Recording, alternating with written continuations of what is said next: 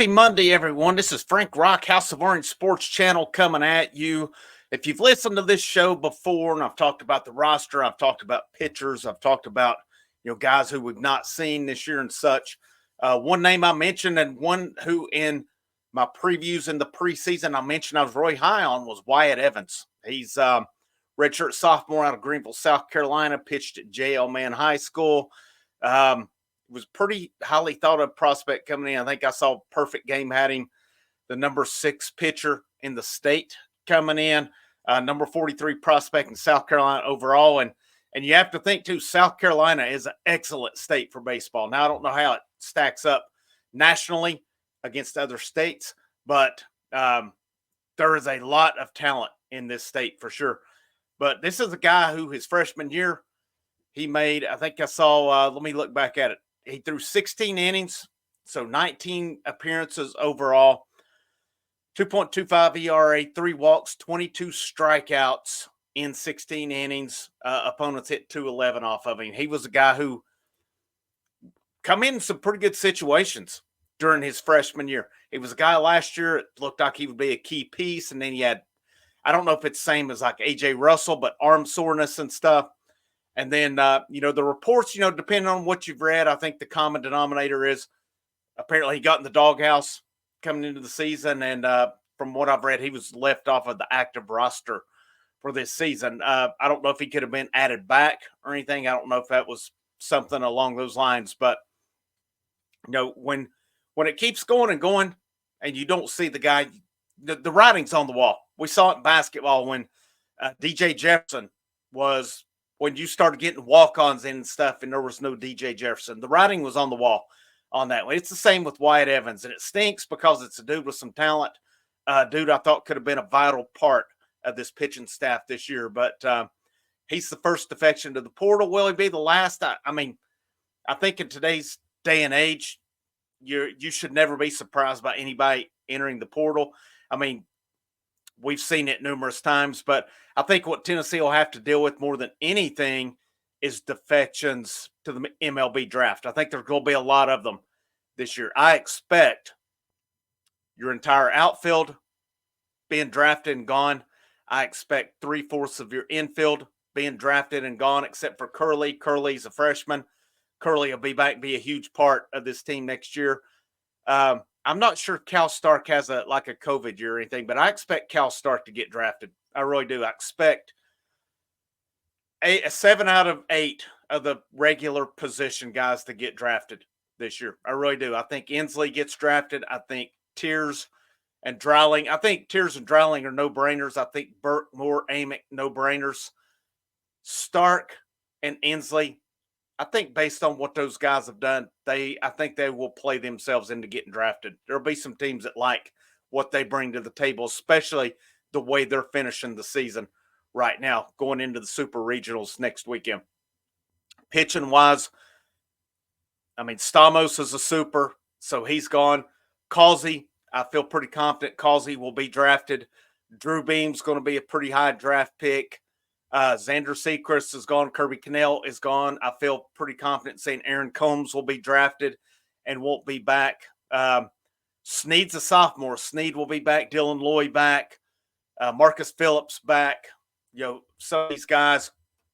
I kind of wonder about Phillips if he's possibly draft eligible, and somebody maybe takes a chance on him with his stuff that they could work with him on it. But hopefully you get a healthy A.J. Russell back. I'll be honest, I have my concerns on it. You guys have heard me on that one, wondering what comes of it with him. But, also, I don't think you can ever be naive enough to believe there's not going to be more portal entries on this team. But there is a lot of opportunity.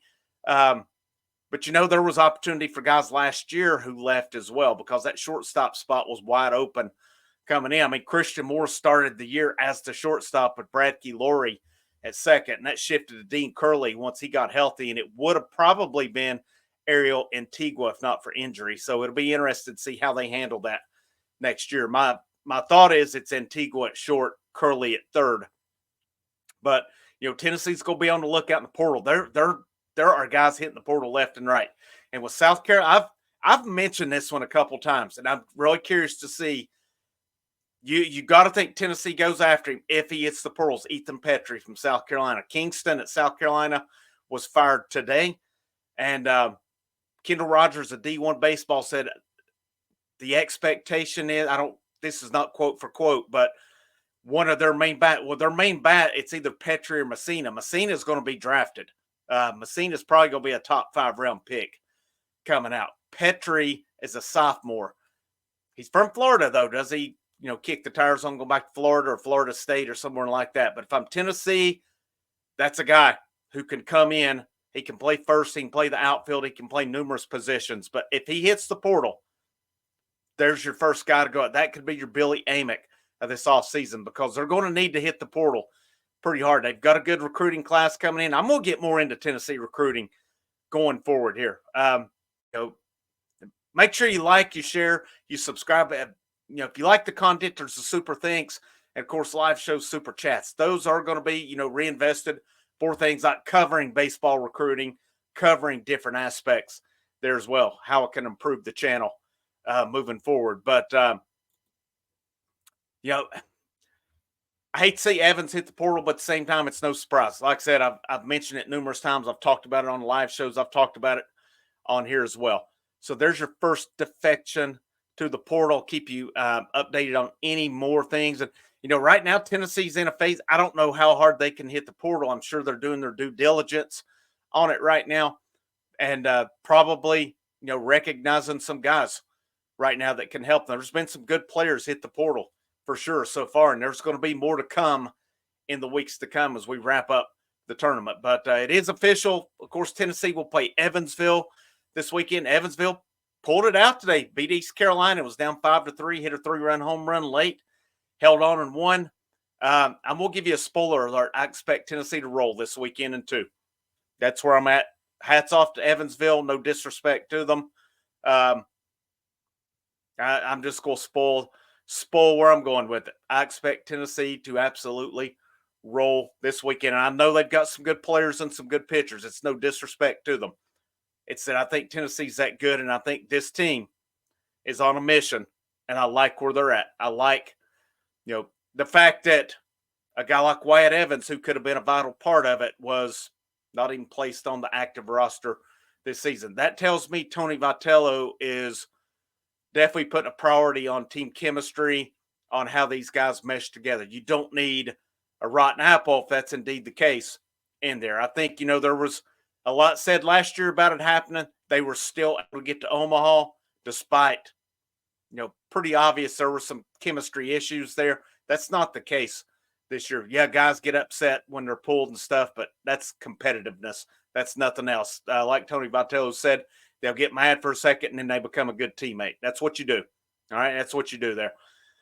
But, I'll have a preview for Evansville, Tennessee coming maybe as early as tomorrow.